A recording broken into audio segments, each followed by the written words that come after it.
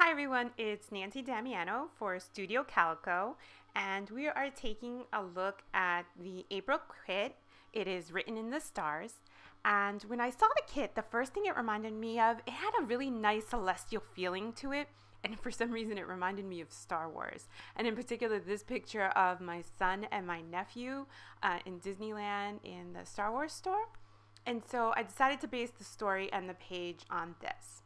Now I'm using scraps because I've made at least, I guess, like 3 or 4 layouts now with the main. And so I'm using bits and pieces of what I have left over.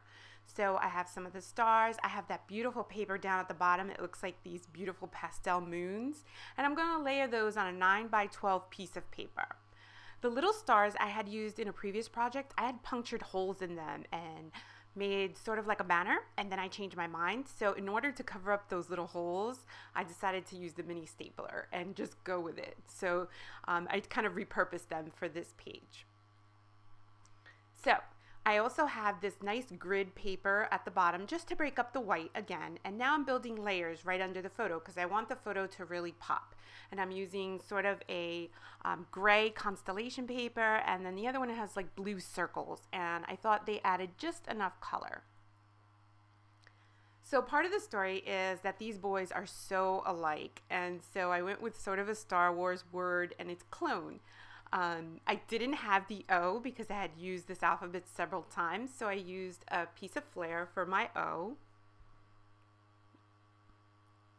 And now I'm going to sprinkle some of the stars around. So I want the stars to go around the entire page. So I brought one down to the bottom right and not just kept them up at the top. The printing strips I had done previously, and initially I had thought I was going to run them along the bottom, and then the design didn't work out that way, so I'm just trimming them down so they fit in the spot that I do have. And I think they make a nice design element right along the side, the photo on the right side there.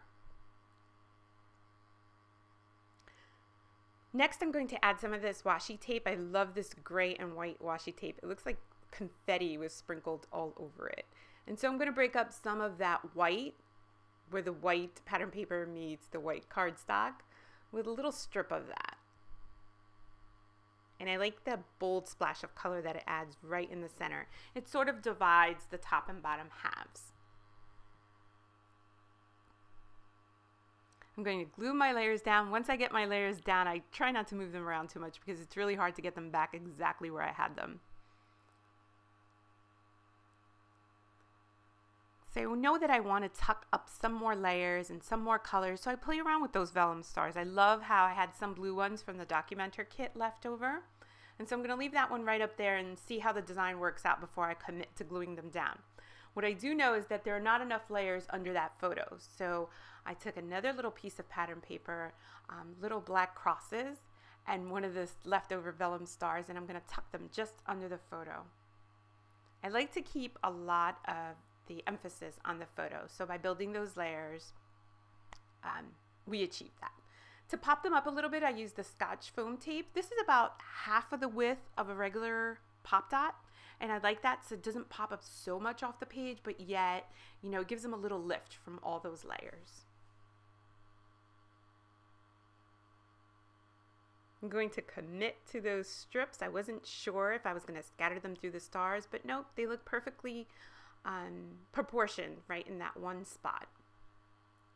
And I think they serve almost like little arrows back to the photo. Let's glue down that title of my 2 little clones. They are so at a monkey see, monkey do stage still. I fast forwarded through that a little bit because that gets a little boring. And then I decided let's add some words, some text. I love using quotes on pages. And this one says, "For my part, I know nothing with any certainty, but the sight of the stars makes me dream." And it's by Vincent van Gogh. I love that. And that was part of the stamp set, the stamp sub for this month. I'm going to do it in a nice navy blue ink, trying to bring up some of that blue that's way at the bottom of the layout design, trying to bring up some of that blue up to the top. Now that gave me a little punch of color, so I decided to go with only the white vellum stars and the one piece of blue chip board that says Twinkle Twinkle Little Star. And that gives me just enough color up there where that teal one was kind of distracting, and when I looked at the layout, all I saw was this teal star. So that's why I replaced it.